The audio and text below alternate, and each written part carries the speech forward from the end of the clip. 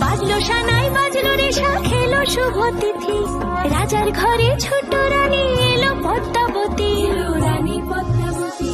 রাজার আরো 6টি রানীর ছিল না সন্তান, পদ্মাবতীর কোলালোতে মিলল সমাধান। বছর যেতে জন্ম নিল 7 ছেলে 1 মেয়ে, হয় খুশির আকাশ হঠাৎ কালো মেঘে গেল ছেয়ে।